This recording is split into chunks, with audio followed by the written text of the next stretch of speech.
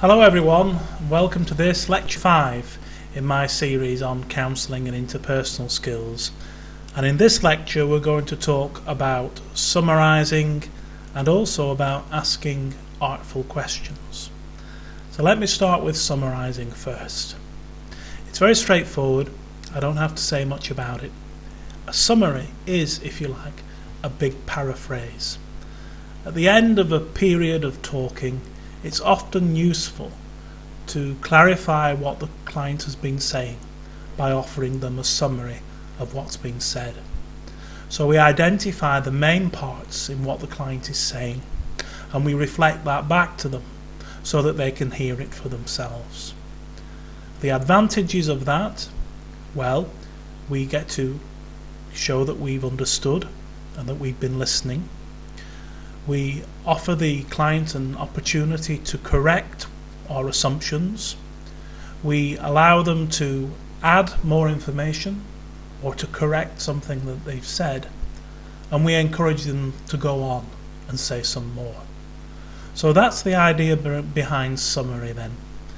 At the end of a period of conversation, we summarise what the client has been said by taking out the main parts and reflecting them back to the client.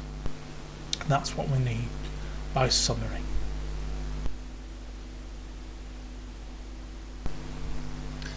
I want to talk about questions now. Asking questions should really carry a bit of a government health warning, and there are some branches of counselling, like the person-centred approach, who almost eschew questions altogether. But I think they can be useful and they can be therapeutic if they're used in the right way. But the first thing to remember about questions is that the person asking the question is the one in control of the session. And too many questions will turn the session into an interview. So that's worth bearing in mind. Remember that if you're asking questions, there's a chance that rapport can be damaged. There's a chance that you are the one setting the agenda and controlling the discussion.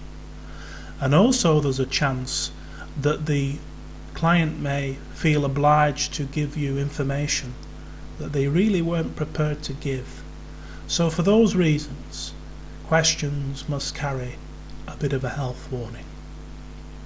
But used wisely, used therapeutically and for the right reasons, I think questions can be really useful. Now the way I picture questions is something like this. Imagine your question is a filter or a way of focusing the client's attention. It's like a searchlight, and it moves along and through the client's representation of the world and encourages the client to focus their attention on bits of their representation that they have maybe missed out on.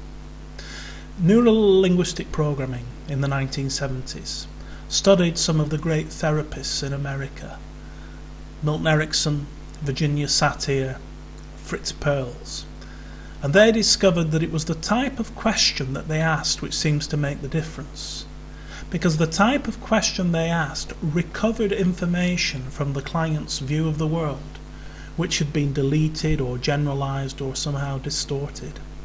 Because it's not the world that makes us depressed, but our representation of the world, the way that we view the world. That's the thing that causes the depression.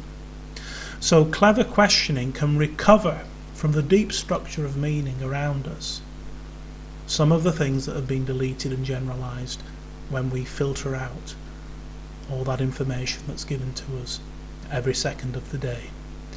So questions then can be used artfully to recover information that has been deleted and give a richer, fuller picture of the client's view of the world. We can focus the client's attention on their past, on the present, or on the future. We can focus the client's attention on the problem state or the solution by the kind of questions we ask. And we can also ask questions that have with them a presupposition.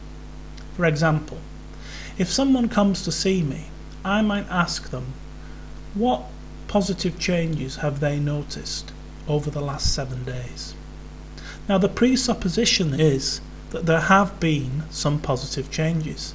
It's just a matter of them noticing and reporting back to me what those changes are. So the kind of question we ask and the kind of presupposition that there is within that question can be really effective. So I'd like you to think about questions. Remember that they do carry a health warning, but they can be therapeutic. And it's the type of question you ask which is all important, that it's for the good of the client, not just to feed your own curiosity. That seems particularly important. Thanks.